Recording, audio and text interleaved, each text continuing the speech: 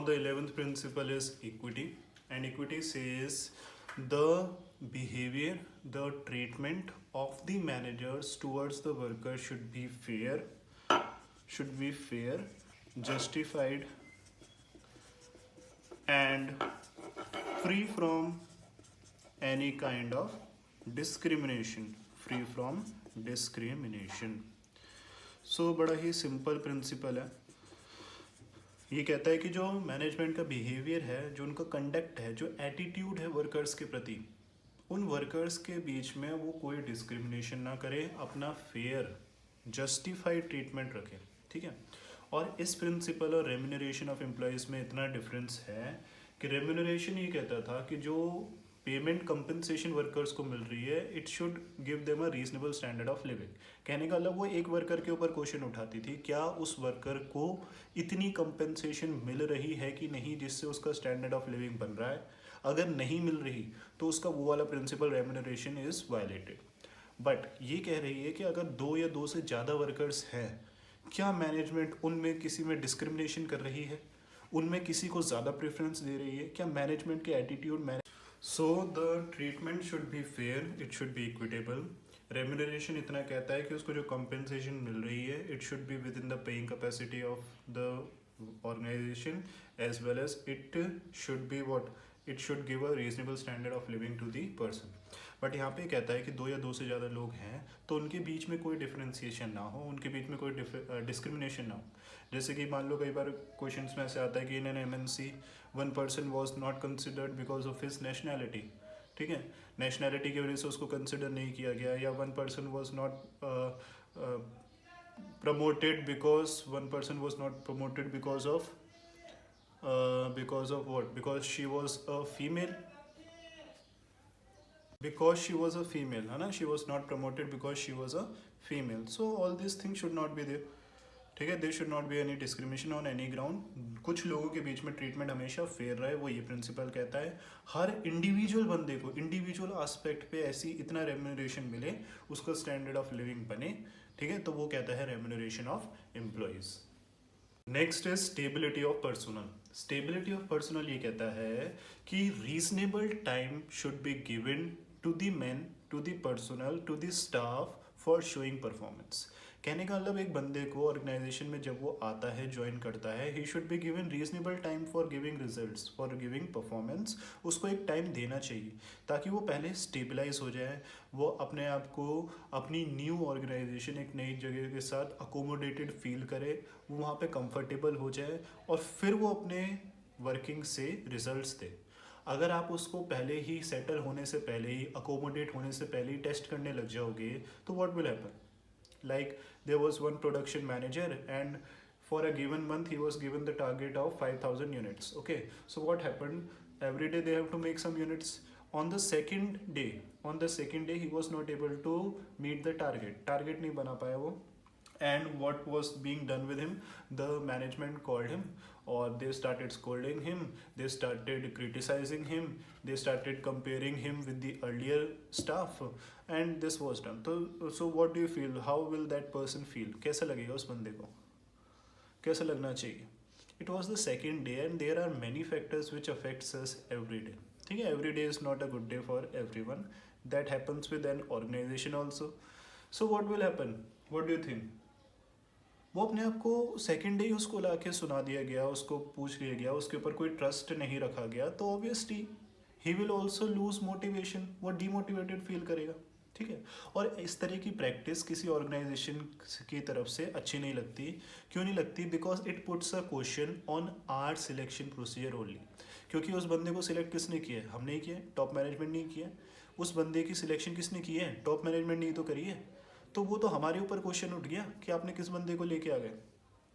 तो मैनेजमेंट को they should have faith on their selection procedure, they should have faith on that person which they have selected, they themselves have selected. उसको एक reasonable time दो.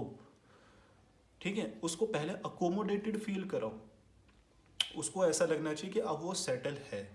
अब अगर उसके बाद भी वो परफॉर्मेंस में क्या कर रहा है, प्रॉब्लम्स क्रिएट कर रहा है, निगलेक्ट कर रहा है, रिजल्ट्स अचीव नहीं कर रहा है, तब जाके कुछ कंट्रोल उसके ऊपर होना चाहिए. तो मैनेजमेंट को एक्सेप्शन के दायरे ध्यान में रखने चाहिए। मैनेजमेंट को ये ध्यान में रखना चाहिए कि न्यू एम्प्लॉयज़ को कैसे सबसे पहले एडजस्ट अकोमोडेट किया जाए, कंफर्टेबल किया जाए ऑर्गेनाइजेशन से, उसके रूल से, और फिर उसको एक क्या दिया जाए, रीजनेबल टाइम दिया जाए। अब अगर उसको 1 महीने का टारगेट है तो उससे क्वेश्चनिंग तो 1 महीने के बाद होनी चाहिए ना। अगर आप उसको डेली पूछोगे 2-2 दिन, तो उससे क्या होगा, वो बीच में ही डिमोटिवेट होता जाएगा, उसका इनिशिएटिव लूज होता जाएगा। और इसका सिर्फ एक डायरेक्ट इम्पैक्ट है इस प्रिंसिपल के फॉलो ना करने का, कि it increase employee turnover. It increase employee turnover. Employee turnover means the number of employees who are leaving the organisation. जितनी जल्दी जल्दी ऑर्गेनाइजेशन छोड़ के लोग जा रहे होते हैं तो वो ऑब्वियसली बढ़ेगा। आप उनको रीजनेबल टाइम तो दे नहीं रहे हो, सेटल होने नहीं दे रहे हो, वो एक्चुअल में अपने आप को अकोमोडेटेड फील कर नहीं पा रहे। उससे पहले क्वेश्चनिंग हो रही है, उससे पहले क्रिटिसाइज किया जा रहा है, उससे पहले कंट्रोल हो रहा है, तो obviously that person will lose the loyalty and commitment. कुछ लॉयल्टी कमिटमेंट लूज क्या, डेवलप ही नहीं हो पाएगी। एक वो बंदा अपने आप को उस जगह से रिलेट ही नहीं कर पाएगा, उसको या तो पिछली जगह की याद आएगी या फिर सोचेगा दूसरी जगह चलो, यहाँ पे एनवायरनमेंट और क्लाइमेट अच्छा नहीं है। ठीक है ना।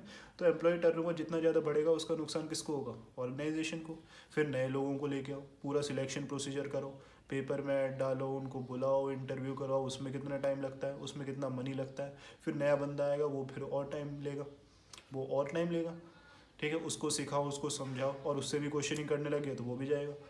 सो स्टेबिलिटी देना अपने स्टाफ को बड़ा ज़रूरी है। अगर आपने रीजनेबल टाइम नहीं दिया तो it will create many problems, and the organisation which is not having stable personnel, जिस ऑर्गेनाइजेशन के पास पुराने स्टेबल लोग नहीं हैं, जो छोटी छोटी बातों में ऑर्गेनाइजेशन छोड़ के जाने के लिए रेडी हैं, या जो दूसरी ऑर्गेनाइजेशन में स्विच करने के लिए रेडी हैं, उस ऑर्गेनाइजेशन का विजन, ऑब्जेक्टिव अचीव कभी भी नहीं हो पाता। Next is initiative. 13th principle is initiative. This word you might have heard many times, है ना, but its meaning is clear or not, this is a question. So first of all, initiative means what? Taking the first step with self motivation. कैसे उसको define किया जाता है?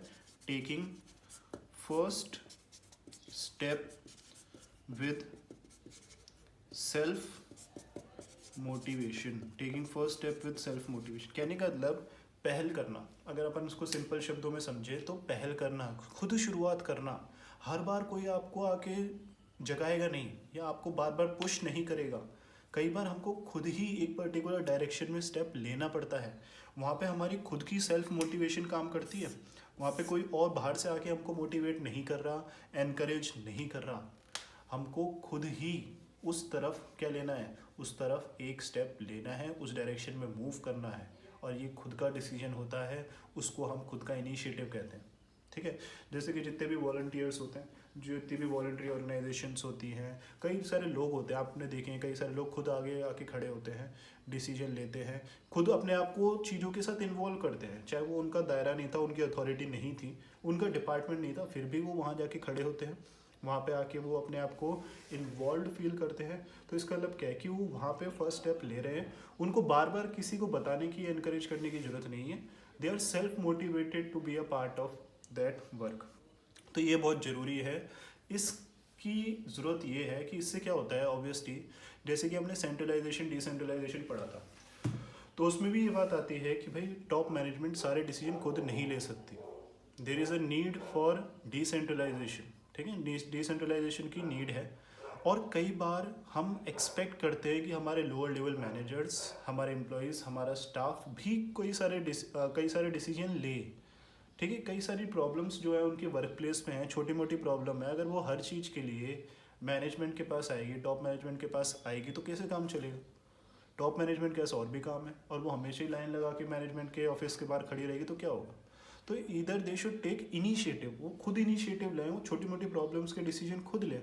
जब तक कुछ मेजर नहीं आता जिससे पूरी ऑर्गेनाइजेशन को थ्रेट नहीं है, या कोई बड़ी चीज़ जिससे ऑब्जेक्टिव्स के ऊपर क्वेश्चन नहीं आ रहा, तब तक वर्कर्स को थोड़ा बहुत इनिशिएटिव लेना चाहिए, जब तक चीज़ें उन्हीं के डिपार्टमेंट के दायरे में। ठीक है, तो इस प्रिंसिपल को अगर फॉलो करेंगे तो बंदा क्या होंगे, employees will be very motivated, they will have good decision making power. ठीक है, उनकी डिसीजन मेकिंग पावर अच्छी होगी, they will be very motivated, उनके अंदर प्रॉब्लम सॉल्विंग आ जाएगी, उनके अंदर कॉन्फिडेंस आ जाएगा। तो ये एनकरेज कौन करेगा, ये एनकरेज करती है मैनेजमेंट। अब जैसे कि मान लो किसी बंदे ने कोई नई चीज़ करी या कोई एक डिसीजन लिया, तो अगर मैनेजमेंट उसको अप्रिशिएट कर देगी तो इनिशिएटिव को क्या होगा, एनकरेज कर रही है। अगर मैनेजमेंट ने उसको डांट दिया, स्कोल्ड कर दिया कि तुमने ये कैसे कर लिया, हमने तो आपको बोला ही नहीं था, ये आपका काम ही नहीं था, तो वो बंदा अपने आप क्या करेगा, लैक ऑफ इनिशिएटिव फील करेगा और फ्यूचर में वो कभी भी कोई भी ऐसा काम नहीं करेगा। तो initiatives should always be encouraged.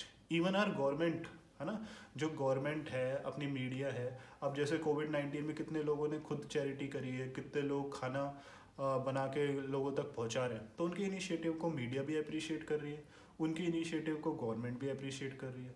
अगर मान लो मीडिया उनके बारे में बुरा छापने लग जाए, ठीक, क्रिटिसाइज करने लग जाए, या गवर्नमेंट उनको रिकॉग्निशन ना दे, या उनको भी बोलने लगे कि आपको किसने बोला जब हम काम कर रहे हैं, तो क्या होगा, आपको क्या लगता है, वो इनिशिएटिव्स आगे बढ़ेंगे?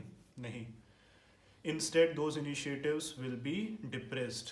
ओके, तो इनिशिएटिव को हमेशा एनकरेज करना चाहिए ताकि डिसीजन मेकिंग रहे, ताकि लोग खुद वर्क प्लेस पे आए, एक स्टेप लें और वर्क से इन्वॉल्व हो, उससे रिगार्डिंग प्रॉब्लम सॉल्व करें और अपने वर्क को पूरा करें। और अगर नहीं करोगे तो they will feel very demotivated, demoralise, and in future they will be dependent upon the management who is having many other tasks.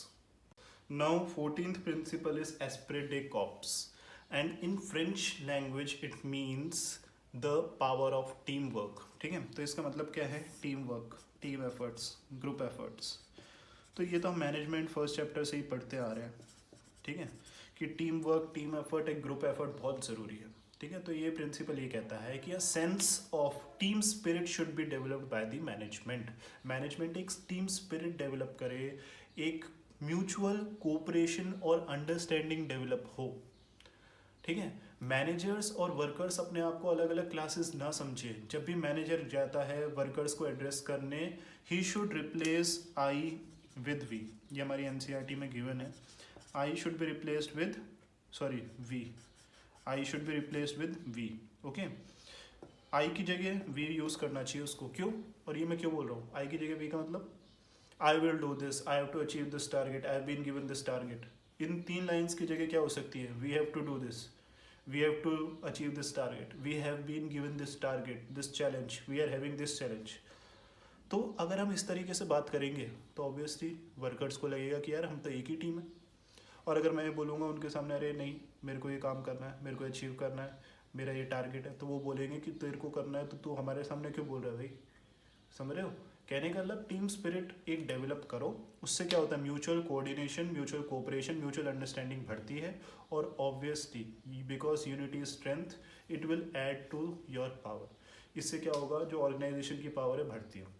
अगर लोगों में म्यूचुअल अंडरस्टैंडिंग कोऑपरेशन अच्छी है तो वो एक दूसरे को सपोर्ट करते हैं और उनके ग्रुप एफर्ट्स अपने गोल्स को अचीव करते हैं। So these were the 14 principles of administrative management.